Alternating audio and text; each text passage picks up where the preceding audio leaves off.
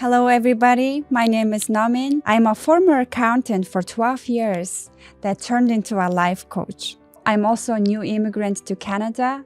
I'm deeply enthusiastic about helping people and helping them to achieve their goals, create a meaningful, authentic life. By doing so, I'm helping myself to live my authentic life. And in today's video, I'm going to talk about what is love? Where is it? Where is the love located in us? When we say, I love you, I care about you, where is it coming from? Where is the source that we hold love? Is it in our chest? Is it in our mind? Where is it? I want to know more. I want to share with you more about what is the essence of love and what do we actually mean when we say love. If this topic interests you, please stay with me for this video, and I promise you will have new perspective about love and you will start living a loving and authentic life. Since we can't really tell where is it located, what color is it, what shape is this, why don't we use our imagination about love? Let's imagine that we have a garden within us. Imagine a garden that's called love. How often do you cherish the garden of yours? How would your garden look like if you had that garden called love? Would it be big or would it be small? Would it be something that no one has entered in a long time? Would it be big that a lot of people enjoy a garden of love, share the fruits and vegetables that's inside of it? If I can use this different imagination, love would be a mountain where people look at it and try to climb.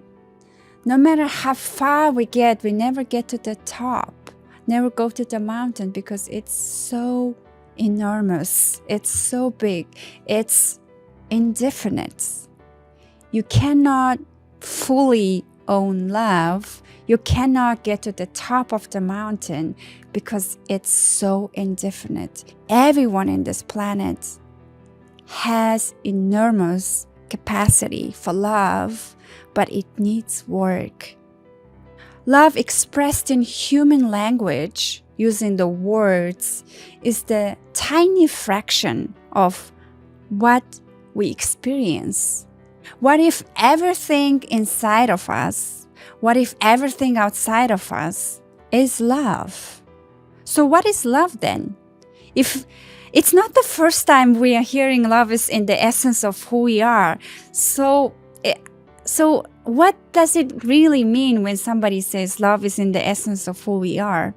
It is the energy that we are built. Love is the energy that we are built.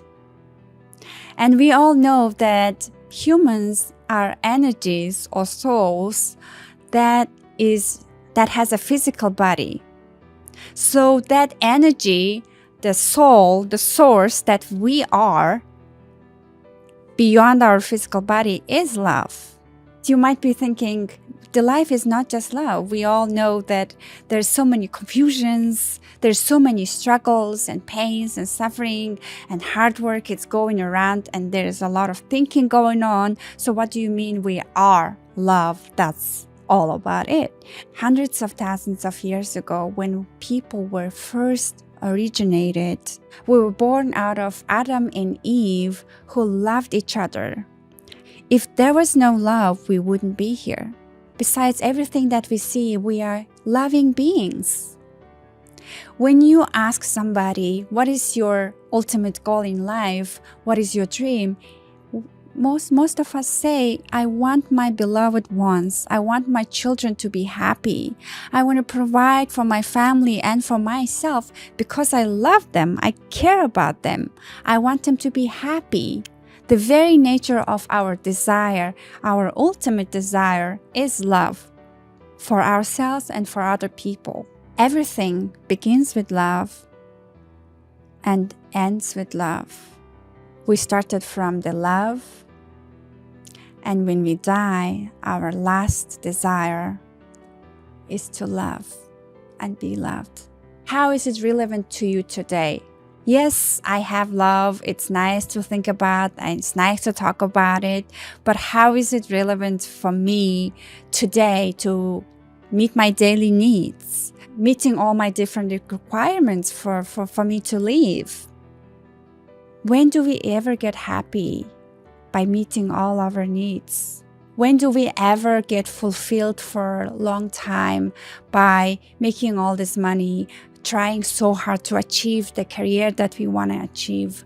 When do we ever get satisfied doing all the things that the society asks us to make? By living in a luxurious house, by living in a traffic-free road, when do we ever get happy? When do we ever get fulfilled? When do we ever have a happy ending like in the fairy tales? There is no happy ending in life with meeting all the requirements and needs.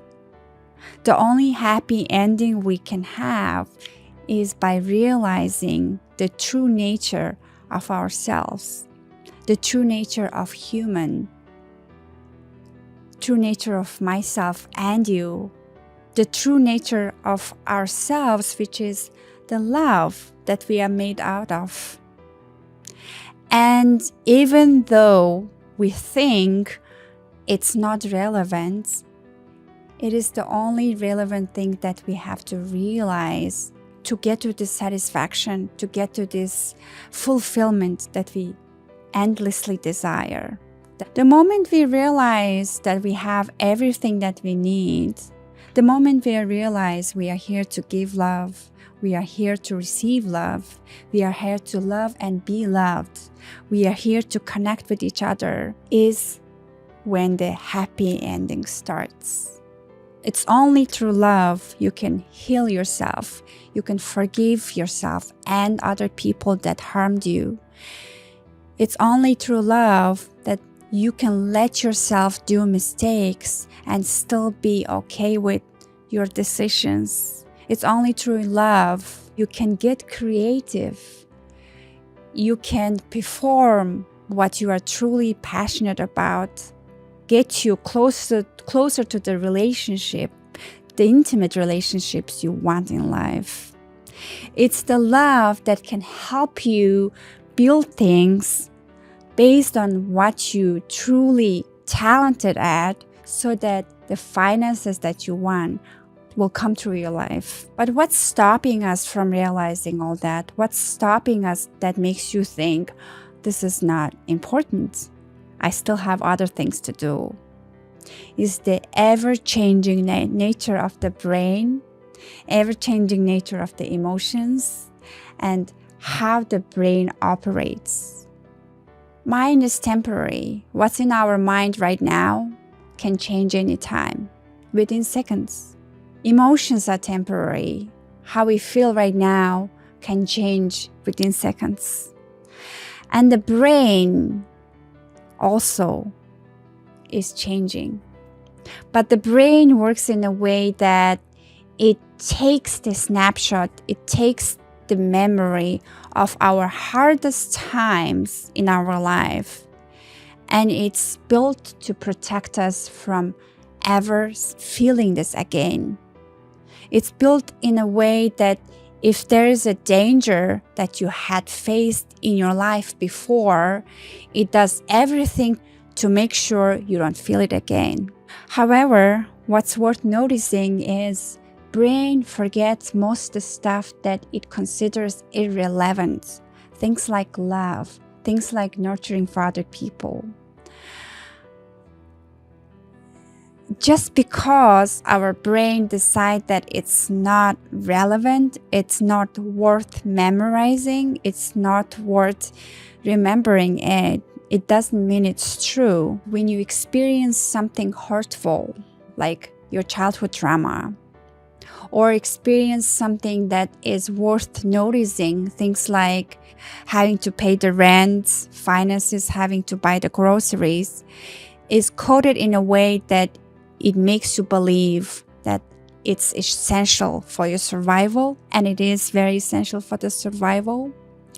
And it also makes you believe that finances are everything you need, or reputation is everything you need, career is everything you need. And when something is happening that triggers those moments which your brain believes to be true, brain sends out all the signals through your body, alarming signals throughout your body that says, hey, there's a danger. And then we start having fight and flight response. And then we start feeling like as if the danger is happening right now. Your body starts immediately reacting that in a way that it's not comfortable for you, so that you don't feel safe. And when you don't feel safe, you cannot be in a loving state, which is your natural state. Because we were in that state, fight and flight response for most of our life, we forgot that we are built with love, and our true essence is love. And that's very unfortunate and confusing. How do we start shifting that place? How do we get back to our nature? It's by following the light. There was a time in your life where you felt safe. There is a time in your life where you experienced love, and that's where the light is.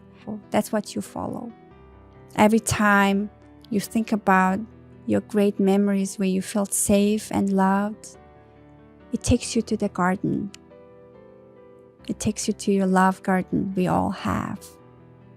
And even though it was not visited for a long time, maybe you forgot for a while, it's there. It's always there waiting for you. And just by thinking about the memories you had, just by taking simple steps towards love, simple act of kindness, it can easily take you to your garden of love. And by repeatedly doing the act of love, simple, kind gestures, kind words, simple things can add up. Every time you create something small, it adds nourishment to the garden of yours. Act of kindness is never too small.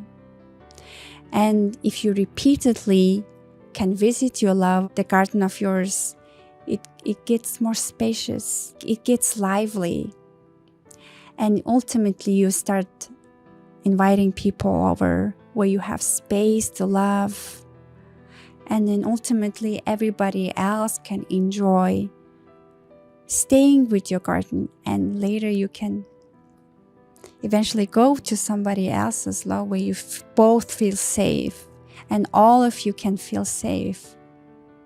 And I think you know what I'm talking about, because when you think about somebody else who has endless capacity to love somebody, their love of garden is huge and spacious and never ending. It's infinite.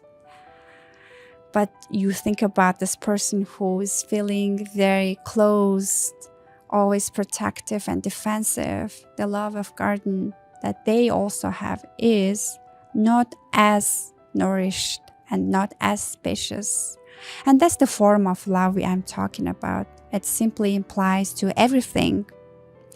Like love to your pets, love to your child, love to your parents, love to your work, love to yourself. Thank you so much for watching this video. I hope you enjoyed. And I'll see you guys in my next video.